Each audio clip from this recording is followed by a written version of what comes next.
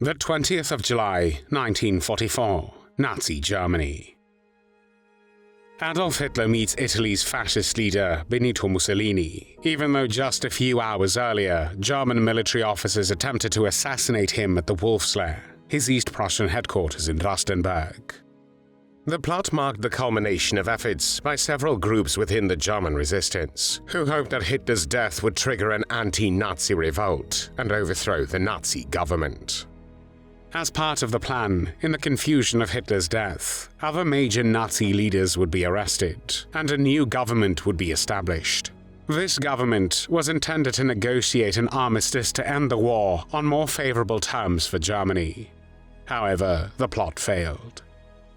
In the days that follow, Hitler orders a massive hunt for conspirators, and their executions will continue until the last days of the war. One of these conspirators is the deputy chief of the Abwehr, Germany's secret military intelligence. His name is Hans Oster. Hans Paul Oster was born on the 9th of August 1887 in Dresden, then part of the German Empire. Though Oster grew up in a Protestant family, with his father serving as a pastor for the Reformed French congregation in Dresden, he chose a different path. After completing his secondary education, he pursued a military career as a professional officer, joining the artillery in 1907. In 1912, he married Gertrude Knopp, and the marriage produced 3 children. When the First World War began, on the 28th of July 1914, Oster served on the Western Front, and in 1916, within the German General Staff, he was promoted to Hauptmann, which was equivalent to captain. The First World War ended on the 11th of November 1918, and like many other Germans, Oster was dismayed by the harsh conditions imposed on his country by the Treaty of Versailles. The treaty, signed on the 28th of June 1919, placed Germany under strict restrictions that deeply affected its economy, military, and sense of sovereignty. Forced to accept full responsibility for the war, Germany faced enormous reparations payments to the Allied powers, which strained an already weakened economy. Additionally, Germany lost valuable territories, including Alsace-Lorraine, which was rich in coal and iron ore, as well as all overseas colonies, leading to widespread resentment. The treaty also imposed severe military restrictions, limiting Germany's army to 100,000 troops, prohibiting submarines, an air force, and conscription. After the war, Hans Oster continued to serve in the German army even though the officer corps was restricted to just 4,000 members. In the following years, he rose through the ranks in the army and was promoted to major in 1929. However, 3 years later, Oster was forced to resign from service due to an affair with a comrade's wife. On the 30th of January 1933, Adolf Hitler was appointed Chancellor of Germany by President Paul von Hindenburg. Oster initially supported the Nazi regime, believing in their promise to restore the glory of the former German Empire, elevate the German people back to prominence, and secure a dignified place for Germany on the world stage. Several months after the Nazis took power, he joined the Abwehr, Germany's secret military intelligence service. After taking power in 1933, the Nazis swiftly dismantled Germany's democratic institutions, establishing a totalitarian state under Adolf Hitler's leadership. Political opponents, particularly communists and socialists, were violently suppressed, with many imprisoned in the first concentration camps such as Dachau, which was established in March 1933. These camps became a tool to intimidate and silence those who opposed the regime. The Nazis also launched cultural purges, with the infamous book burnings of May 1933 symbolizing their attempt to eradicate un-German ideas, targeting works by Jewish, Marxist, and liberal authors. Moreover, conflict with the Christian churches arose as the Nazis sought to align religious institutions with Nazi ideology, arresting dissenting priests and restricting church activities. While Oster was growing increasingly disillusioned with the Nazi regime and its oppressive policies, the last straw came with the Night of the Long Knives, which occurred between the 30th of June and the 2nd of July, 1934. During this purge, the SS assassinated many members of the rival SA, a paramilitary wing of the Nazi Party including its leader, Ernst Röhm. Moreover, several of Hitler's political opponents were killed, among them General Kurt von Schleicher, who had preceded Hitler as Chancellor and had criticized his cabinet, and Major General Ferdinand von Bredau, the former head of the Abwehr and Oster's friend. The Night of the Long Knives deeply affected Oster, strengthening his resolve to undermine the Nazi regime. In 1935, under the new head of the Abwehr, Wilhelm Canaris, he began building a network of contacts with opponents of the Nazis within the state, administration, and security organizations. Following the Blomberg-Fritsch affair, his antipathy toward the Nazis turned into hatred, as Hitler consolidated his grip on power. Ever since they seized power in Germany, the Nazis were trying to take control of the army, and it came in very useful when it turned out that Defense Minister Werner von Blomberg had married a prostitute. In January 1938, von Blomberg was forced to resign from his position after revelations about his wife's past, leading to concerns about his judgment. Around the same time, Werner von Fritsch, commander-in-chief of the German army, was falsely accused of engaging in homosexual activities. In February 1938, he was also forced to resign, but Canaris and other military officers were appalled at the mistreatment of Fritsch, and eventually were successful in proving his innocence. After Werner von Blomberg and Werner von Fritsch were removed from their positions, Hitler assumed the position of Supreme Commander of the Armed Forces, consolidating military and political power in his hands. During the Blomberg-Fritsch affair, Oster met Colonel General Ludwig Beck, the Chief of the General Staff, for the first time. This meeting laid the groundwork for the first military conspiracy to overthrow Hitler if Germany went to war with Czechoslovakia over the Sudetenland, a border region with a significant ethnic German majority. In August 1938, Beck openly expressed his opposition to a potential war with the Western powers over Czechoslovakia during a meeting of army generals in Berlin. When Hitler learned of his stance, he demanded Beck's resignation. Beck, a highly respected figure within the military, was succeeded as Chief of Staff by Franz Halder, who stayed in contact with both Beck and Oster and privately described Hitler as the incarnation of evil. Oster and other conspirators believed that Germany was not ready to fight another war and pressured Halder and Beck to take action against Hitler. Their plan involved overthrowing Hitler and the Nazi regime by storming the Reich Chancellery with forces loyal to them. Once in control of the government, they intended to either arrest or assassinate Hitler and restore the monarchy under Prince Wilhelm of Prussia, the grandson of Wilhelm II, the last German emperor and king of Prussia.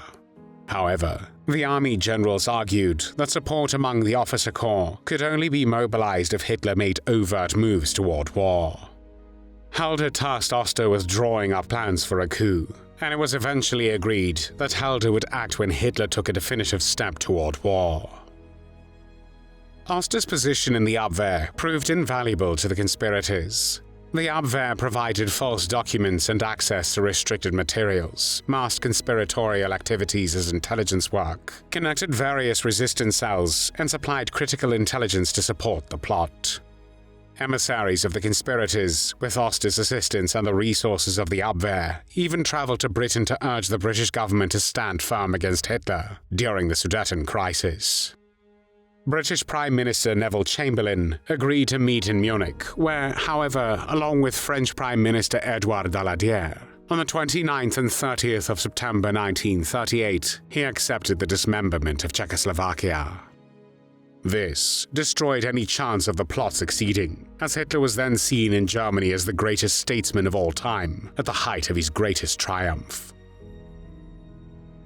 On the 30th of September 1938, the British Prime Minister Neville Chamberlain, on his return from Munich, made a peace for our time declaration, believing he had averted war.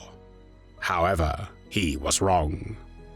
The Second World War started on the 1st of September 1939, when Nazi Germany invaded Poland. After the outbreak of the war, opposing Hitler within the army became increasingly risky, as it could jeopardize Germany's chances of victory. When Hitler announced plans to attack France shortly after the Polish campaign, Halder and other senior generals deemed the idea hopelessly unrealistic, and once again considered staging a coup, encouraged by Oster and Canaris.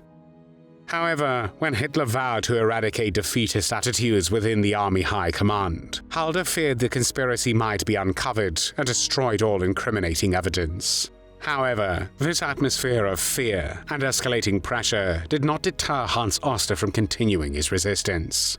Determined to undermine Hitler's plans, Oster took a bold and unprecedented step by secretly sharing critical military intelligence with his trusted friend Bert Sass, the Netherlands military attaché in Berlin.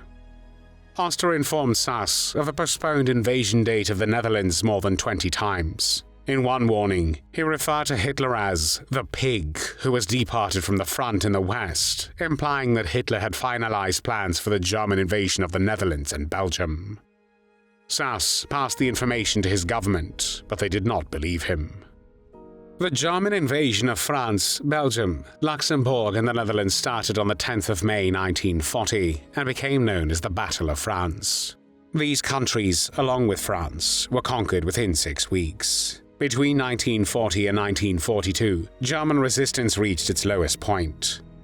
While some officers felt reassured that their fears of military disaster had not materialized, others remained opposed to Hitler, but believed his overwhelming popularity made resistance efforts impossible. However, despite these challenges, Oster tirelessly worked to rebuild a resistance network.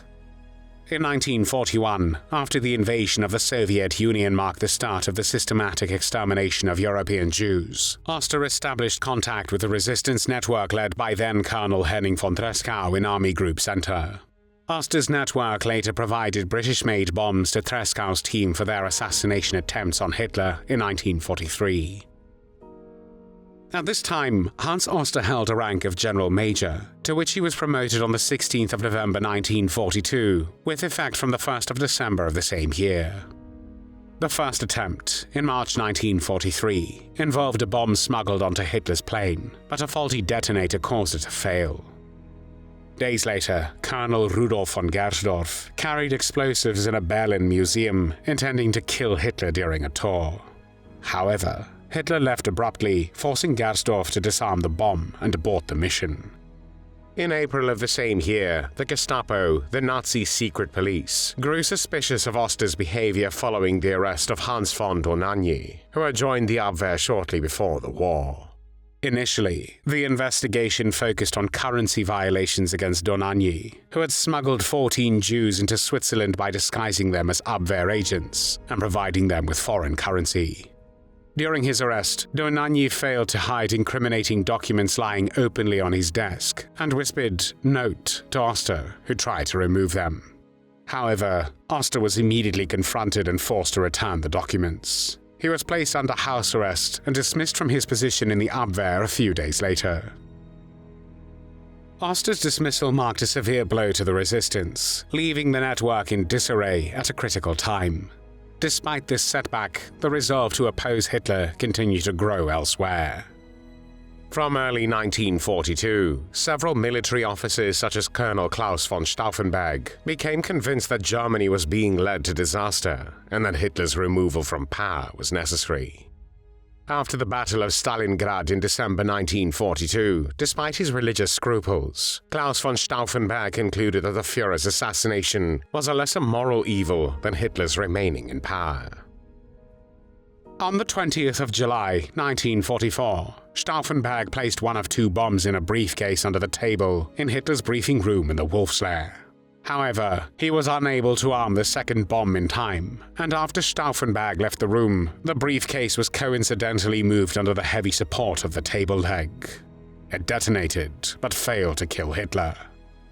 This was not, however, immediately known to the conspirators. An ally at Hitler's headquarters cut off all communication as Stauffenberg returned to Berlin to coordinate the implementation of the plan codenamed Operation Valkyrie. At first, the plan seemed to go smoothly, as the reserve army began to take action, but delays, confusion, and poor communication robbed the coup of its initiative.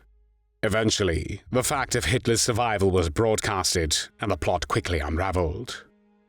As a result of the failed coup, every member of the Wehrmacht, the German armed forces, was required to re-swear his loyalty oath by name to Hitler, and on the 24th of July 1944, the military salute was replaced throughout the armed forces with the Hitler salute, in which the arm was outstretched and the salutation Heil Hitler was given.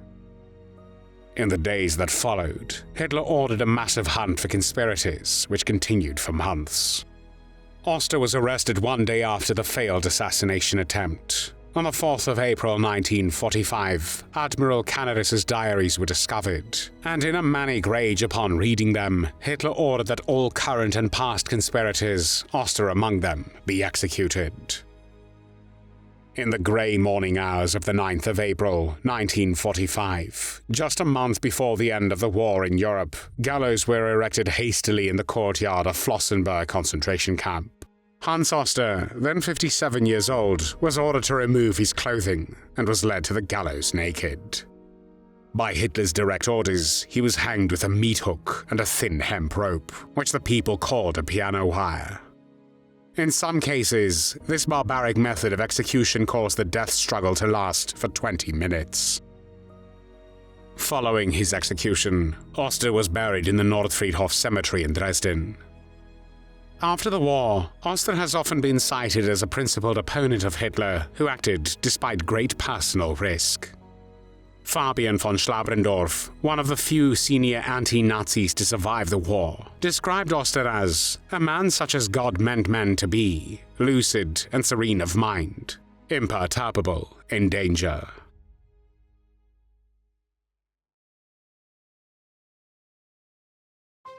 Thanks for watching the World History Channel. Be sure to like and subscribe, and click the bell notification icon so you don't miss our next episodes. We thank you, and we'll see you next time on the channel.